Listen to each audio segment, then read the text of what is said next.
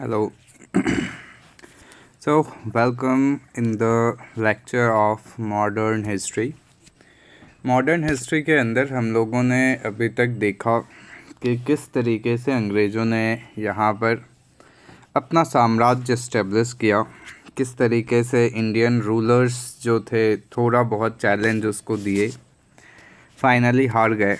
फिर हम लोगों ने देखा कि क्यों जो है बहुत ही बड़ा एक तबका था जो अंग्रेज़ों से काफ़ी ज़्यादा खफा था, और उसका जो है आउटकम होता है आपका 1857 का रिवोल्ट।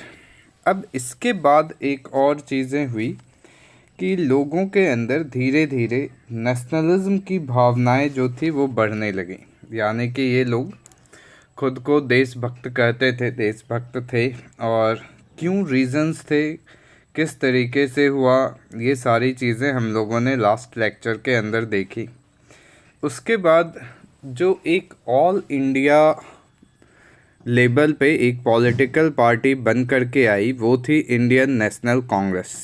उससे पहले की जो घटनाएं थी उसके बारे में भी हम लोगों ने पढ़ा, और ये प्रेजेंट जो लेक्चर है वो है आपका कि किस तरीके से इंडियन नेशनल कांग्रेस की फॉर्मेशन होती है। बहुत ही इम्पॉर्टेंट चीज़ें हैं, क्योंकि किसी भी देश को, किसी भी ग्रुप ऑफ पर्सन्स को अगर अपनी कोई भी बात सामने वाले तक पहुंचानी है तो वो इंडिविजुअली जितना पावरफुल होगा वो कभी भी मैटर नहीं करता है अनटिल अनलेस उसके पीछे जो है एक हुजूम हो, एक लोगों का जत्था हो, एक भीड़ हो। ठीक है, अब वो भीड़ किसी भी तरीके की हो सकती थी। तो उसी चीज़ का इम्पोर्टेंस था आपका इंडियन नेशनल कांग्रेस कि एक जो है ऑल इंडिया लेवल पर एक पार्टी का फॉर्मेशन होना, और वो पार्टी जो है पूरे ऑल इंडिया के लोगों को रिप्रेजेंट करती थी। ऐसा जो है कहा गया कि जो है कि it represents the all the sections and the parts of the country. तो क्यों बनाया गया, कैसे बना, इसके बारे में तो बहुत सारी डिबेट्स हैं। किसी के हिसाब से ये एक्सेप्टेबल थियरी था, किसी के हिसाब से it is just a brain child of Dufferin. कोई कहता है कि लाइटनिंग इफ़ेक्ट था, ऐसे ही हो गया, अचानक से ही हो गया। ठीक है, और जब हो गया तब इसका इम्पोर्टेंस लोगों को समझ में आना स्टार्ट होता है। अब इसके जो फाउंडेशन के बैकग्राउंड में अगर हम जाएं तो एक इंसान जिसका नाम सबसे ज़्यादा कांग्रेस से जुड़ा हुआ है, कांग्रेस के फाउंडेशन से, जो लगभग 1906 तक इसके सेक्रेटरी भी रहे, सचिव भी रहे, और उनका नाम था एलन ऑक्टेवियन ह्यूम। आयरलैंड के रहने वाले थे, रिटायर्ड ब्रिटिश ऑफिसर्स थे, जो है रेवेन्यू डिपार्टमेंट में ये काम करते थे। अब इनके बारे में कहा जाता है कि साधु सन्यासी के साथ बड़े रहते थे। ठीक है, और साधु सन्यासी एक ऐसी कम्युनिटी है जो कि इंडिया के अंदर काफ़ी इम्पोर्टेंट रोल प्ले करती है। तो वही साधु सन्यासी वाली जो है बातें थी कि बहुत सारे साधु जो थे इनसे मिलने आते थे या ये मिलने जाते थे, तो जो है इनको बताया गया कि जैसा रिवोल्ट 1857 में हुआ था उससे बहुत ही ज़्यादा इंटेंसिटी का रिवोल्ट होने वाला है इन फ्यूचर। ऐसी जानकारी जो है एलन ऑक्टेवियन ह्यूम जी को मिला। अब ये खुद तो कुछ कर नहीं सकते थे, तो ये गए पहले डफरिन के पास, ठीक है, जो वाइसरॉय थे, कि भाई हमको ऐसे ऐसे इन्फॉर्मेशंस मिला है, तो क्या करना है देख लीजिए। तो डफरिन बोलता है कि यार इसका प्रूफ क्या है, तो बोले प्रूफ तो वैसा कुछ नहीं है, और जब प्रूफ ही नहीं है तो फिर कानून के दायरे में रह करके तो कोई काम किया नहीं जा सकता है, कि जब तक आपको पता ही नहीं है कि आपको किसके खिलाफ़ जो है मुहिम चलाना है तब तक आप कुछ नहीं कर सकते। ठीक है, तो वही चीज़ें हुई। तो कहा जाता है एलन ऑक्टेवियन ह्यूम और विलियम वेडरबर्न, जो बाद में इनकी जो है बायोग्राफी लिखेंगे, और जॉन जार्डिन एक जस्टिस थे, मतलब जज, इन लोगों ने जो है फाउंडेशंस की बात की। तो कहा जाता है कि जब ये चिंता हुई एलन ऑक्टेवियन ह्यूम को, तो उन्होंने सोचा कि चलो भाई ऐसा करते हैं कि सब लोग मिलते हैं।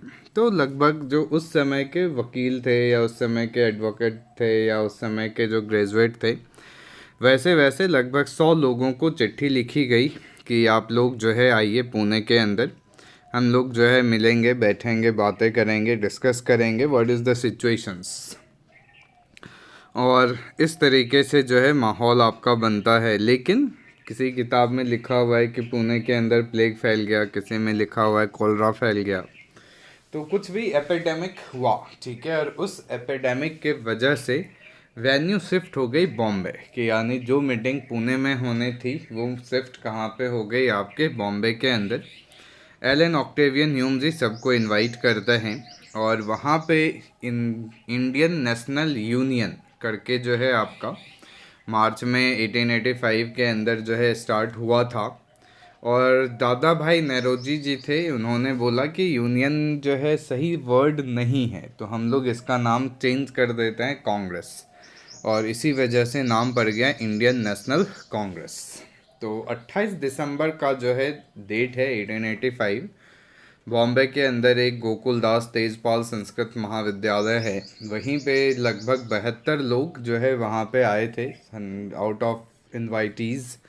और उन 72 लोगों ने मिल करके जो है एक ऑर्गेनाइजेशन बनाया और उसी ऑर्गेनाइजेशन का नाम हो गया इंडियन नेशनल कांग्रेस। तो एलन ऑक्टेवियन ह्यूम जी थे।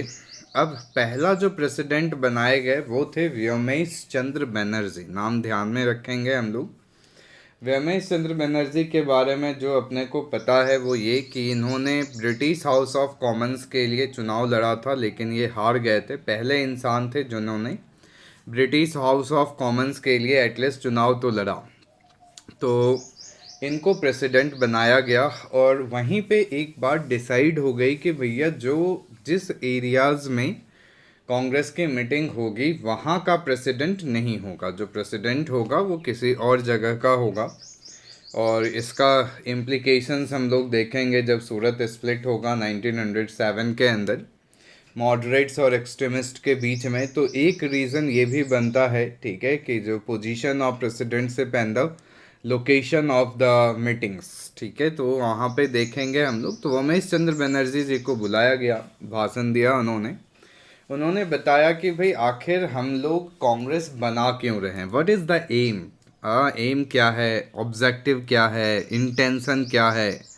तो कहते हैं कि इन्होंने बताया कि भाई सबसे बड़ी चीज़ क्या है, दोस्ती भाईचारा, जो कंट्री मैन यानी जो लोग हैं यहाँ पे सिटीजन्स हैं उनके बीच में होनी चाहिए।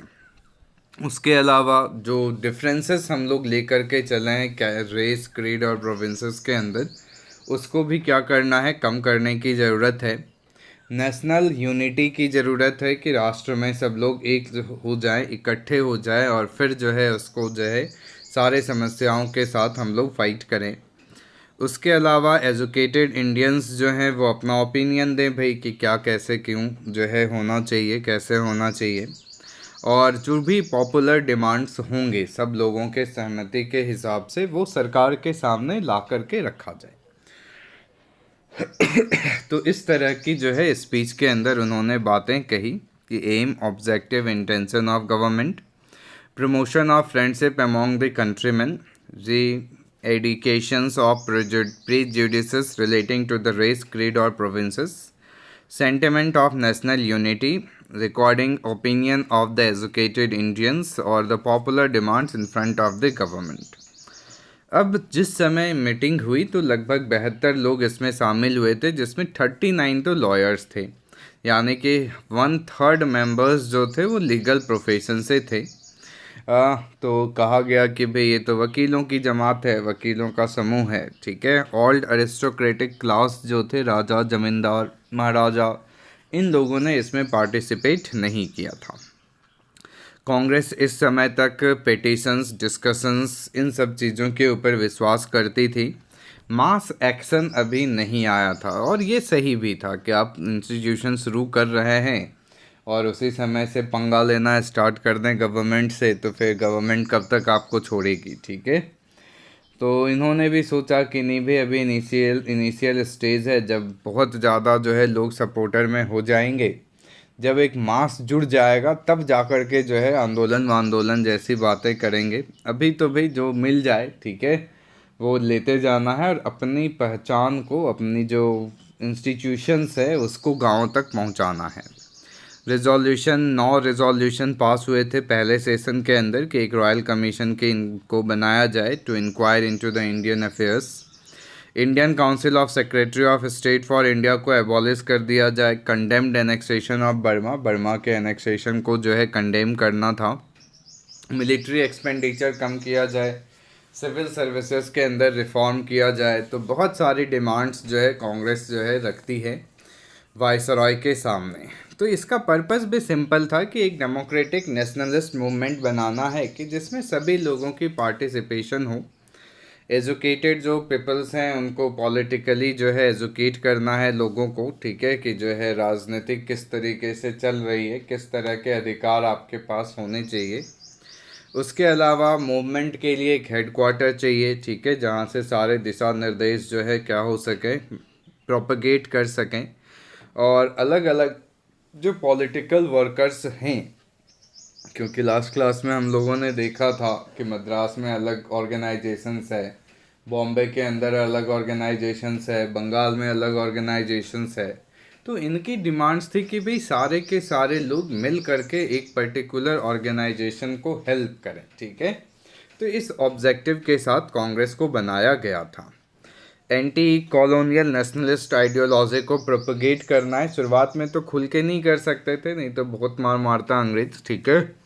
तो जो है इसलिए कि धीरे धीरे ही डेवलप करें, ठीक है। उसके अलावा पॉपुलर डिमांड्स जो है वो गवर्नमेंट के सामने लाएं, और डिमांड्स जब अच्छा होगा, ठीक है, तो ऑटोमेटिकली लोग जुड़ते चले जाते हैं, ठीक है। तो कहता है develop and consolidate a feeling of national unity among the people. लोगों के अंदर जो है एकता की भावना लानी है, तब भी तो नेशनलिज्म का एक्चुअल मतलब होता है कि जब आप हंस रहे हैं तो पूरा देश आपके साथ हंस रहा हो, जब आप रो रहे हैं तो पूरा देश आपके साथ रो रहा हो। That is the core concept of the nationalism, ठीक है। तो जो है उसके अलावा इंडियन नेशनहुड को नर्चर करना। अब कुछ कंट्रोवर्सीज तो होंगी ही होंगी, ठीक है। तो सबसे पहला कंट्रोवर्सी था सेफ्टी वल्व थ्योरी। अब किसने दिया, तो एक एक्सट्रीमिस्ट लीडर हुए, ठीक है। उसके उनके बारे में भी हम लोग डिटेल से पढ़ेंगे। लाला लाजपत राय जी, ठीक है। इन्होंने 1916 के अंदर अपनी पत्रिका थी इनकी यंग इंडिया, उसमें लिखा कि एक्चुअली में कांग्रेस जो है, इंडियन नेशनल कांग्रेस जो है वो क्या है, तो एक सेफ्टी वेल्व के रूप में इस्टेब्लिश किया गया था, ठीक है। ऐसा इनका मानना है कि एलन ऑक्टेवियन ह्यूम जो है, ठीक है, सरकार के ऊपर प्रेशर हो रहा था, सरकार जो है गिर रही थी, तो एक ऐसा इंस्टीट्यूशंस दे दिया जाए जिसके ऊपर आकर के सभी लोग अपने बातों को रखें, ताकि सरकार को भी पता चले कि भाई किस तरह की बातें जो है लोगों के मन में चल रही है। अब वोमेश चंद्र बनर्जी साहब जो थे, उन्होंने इसको क्या बोला, तो ब्रेन चाइल्ड ऑफ डफरिन, ठीक है। इंडियन नेशनल कांग्रेस को ये क्या बोलते हैं, ब्रेन चाइल्ड ऑफ डफरिन। तो कहा गया कि जो है इन्होंने बोला कि एलन ऑक्टेवियन ह्यूम और डफरिन साहब जो थे, दोनों मिल करके कांग्रेस बनाए। एक्चुअली सिचुएशंस था कि जब कर्जन आया था, लॉर्ड कर्जन, तो वहाँ पे उसकी जो पॉलिसीज़ थी वो बड़ी खतरनाक थी, और वो चाहता था कि कांग्रेस ख़त्म हो जाए। तो कांग्रेस को अंग्रेज़ों के कोप भाजन से बचाने के लिए इनको बोलना पड़ा कि भैया तुम्हारे ही जो पहले के वाइसरॉयज थे उन्होंने ही इसको बनाया है, तो भाई इसको छोड़ो, ठीक है। तो ये जो है आपके पास पर्पस यही था कि this comment was made to protect the Congress from repressive measures of the Britishers. तो ब्रेन चाइल्ड ऑफ डफरिन के बारे में जो है वोमेश चंद्र बनर्जी का कॉन्सेप्ट। बिपिन चंद्रा साहब लिखते हैं कि ह्यूम जो थे आपके, Allan Octavian Hume, wanted to use Congress as a safety valve.